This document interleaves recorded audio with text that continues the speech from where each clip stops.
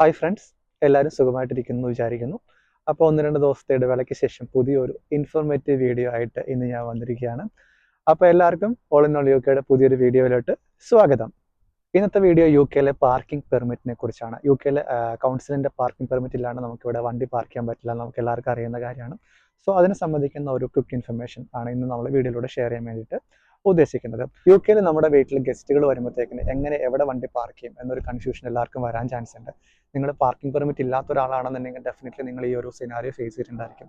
ഇപ്പം എനിക്കാണെങ്കിൽ ഫാമിലി ഫ്രണ്ട്സോ അല്ലെങ്കിൽ റിലേറ്റീവ്സോ വരുമ്പോഴത്തേക്കിന് എൻ്റെ ഏറ്റവും വലിയ ടെൻഷൻ, അല്ലെങ്കിൽ ഇവിടെ എൻ്റെ വീട്ടിലേക്ക് വരുന്നവരുടെ ഏറ്റവും വലിയ ടെൻഷൻ എന്ന് വെച്ചാൽ വണ്ടി എവിടെ കൊണ്ട് പാർക്ക് ചെയ്യും അല്ലെങ്കിൽ എങ്ങനെ പാർക്ക് ചെയ്യും എന്നുള്ളതാണ് അവരെല്ലാവരും ഫേസ് ചെയ്യുന്ന ഒരു മെയിൻ കാര്യം.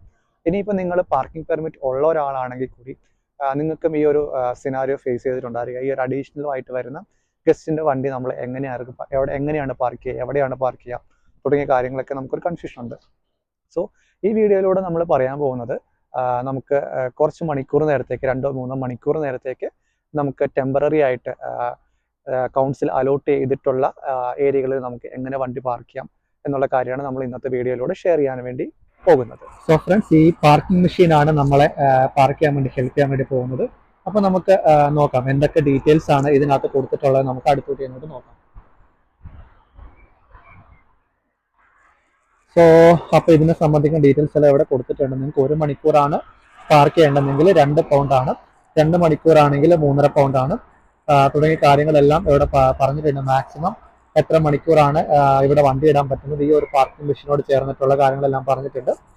പിന്നെ എപ്പോഴാണ് പാർക്ക് ചെയ്യാൻ പറ്റുന്നത്, എപ്പോൾ തൊട്ട് എപ്പോൾ വരെയാണ്, ഈ പറഞ്ഞിരിക്കുന്ന സമയങ്ങളെല്ലാം പലയിടത്തും ഡിഫറെൻ്റ് ഉണ്ട്. ഞാൻ വേറൊരു മെഷീൻ നോക്കിയപ്പോഴത്തേക്കിനും അവിടെ രാവിലെ 7:30 തൊട്ട് വൈകുന്നേരം 6 മണി വരെയായിരുന്നു. അതുപോലെ അവിടുത്തെ പാർക്കിംഗ് ചാർജും ഡിഫറെൻ്റ് ആയിരുന്നു.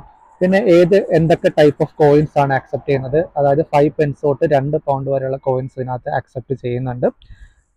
പിന്നെ എന്താണ്, ഇവിടെ പ്രോപ്പറായിട്ട് ഐ മീൻ നമ്മൾ ലൈസൻസ് ഇല്ലാണ്ടാണ് അല്ലെങ്കിൽ പാർക്കിംഗ് പെർമിറ്റിന്റെ പേപ്പേഴ്സ് ഒന്നും ഇല്ലാണ്ടാണെങ്കിൽ എത്ര വരെയാണ് ഫൈൻ വരിക, പെനാൽറ്റി എത്രയാണ് തുടങ്ങിയ കാര്യങ്ങളെല്ലാം പറഞ്ഞിട്ടുണ്ട്. സോ അപ്പോൾ നമുക്ക് ഇതിനകത്ത് കോയിൻ ഇട്ട് നോക്കാം. ഇവിടെ കോയിൻ ഇടാനുള്ള ബോക്സ് ഐ മീൻ ഓപ്ഷൻ ഉണ്ട്. അപ്പോൾ നമുക്ക് ഇട്ട് നോക്കാം എന്താണ് ഇവിടെ നടക്കുന്നതെന്ന്. എന്താ ആദ്യത്തെ കോയിൻ ഇട്ടിട്ടുണ്ട്. So cancelled machine is closed. ആ മെഷീനിൽ കാശിടാൻ പറ്റിയിട്ടുണ്ടായിരുന്നില്ല. എനിക്ക് തോന്നുന്നു അത് 4 മണി വരെ ആ മെഷീൻ ആക്റ്റീവ് ആയിട്ടുള്ളൂ. ഞാനിപ്പോൾ ട്രൈ ചെയ്യുന്നത് അറൗണ്ട് 5:30 PM ആണ്. മേ ബി അതുകൊണ്ടാണെന്ന് തോന്നുന്നു അതിനകത്ത് ആ മെഷീൻ വർക്ക് ആവാതിരുന്നത്. സോ നമുക്ക് വേറെ മെഷീൻ നോക്കാം, വേറെ എവിടെയാണെന്നുള്ളത് നമുക്ക് നോക്കാം. ഞാൻ വേറൊരു പാർക്കിംഗ് മെഷീൻ നോക്കിയായിരുന്നു, പക്ഷേ അത് ഔട്ട് ഓഫ് സർവീസ് ആണ്. സോ ഇത് 3ാമത്തെ ഒരു പാർക്കിംഗ് മെഷീൻ ഞാൻ എന്താ നിയർ ബൈ കണ്ടുപിടിച്ചിട്ടുണ്ട്. അപ്പോൾ ഇതിനകത്ത് നമുക്ക് ചെക്ക് ചെയ്ത് നോക്കാം ഇത് വർക്ക് ആകുമോ എന്താണെന്നുള്ള കാര്യം നമുക്കും ചെക്ക് ചെയ്യാം. സോ ഞാൻ നേരത്തെ പറഞ്ഞില്ലായിരുന്നു, പല പാർക്കിംഗ് മെഷീനും പല ടൈമും പല റേറ്റുമാണ്.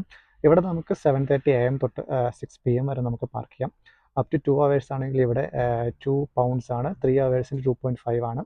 മാക്സിമം സ്റ്റേ 3 hours ആണ്. അപ്പോൾ നമ്മൾ നേരത്തെ നോക്കിയ സ്ഥലത്ത് മാക്സിമം സ്റ്റേ എന്ന് പറയുന്നത് 2 hours ആയിരുന്നുള്ളൂ. പാർക്കിംഗ് റേറ്റും ഡിഫറെൻ്റ് ആയിരുന്നു.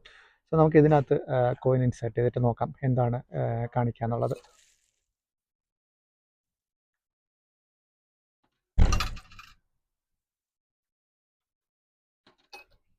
സോ അപ്പോൾ എന്താ നമ്മുടെ 2 pounds അക്സെപ്റ്റഡ് ആയിട്ടുണ്ട്.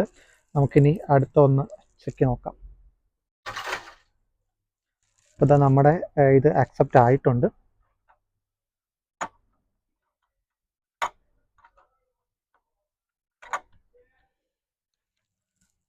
സോ ഫ്രണ്ട്സ്, അപ്പോൾ ഇതാ നമുക്ക് ഫ്ലിപ്പ് കിട്ടിയിട്ടുണ്ട്. അപ്പോൾ നമുക്ക് ഇതനുസരിച്ചിട്ട് നമുക്ക് 2 മണിക്കൂർ നേരം നമുക്ക് വണ്ടി ഈ ഒരു സ്ട്രീറ്റിൽ പാർക്ക് ചെയ്യാൻ പറ്റും. അപ്പോൾ ഇത് എഴുതി വരുമ്പോൾ തന്നെ ഏത് സ്ട്രീറ്റിലാണ് പറ്റുന്ന, ടൈം എപ്പോഴാണ് തുടങ്ങിയ കാര്യങ്ങളെല്ലാം ഇതിനകത്ത് കൊടുത്തിട്ടുണ്ട്.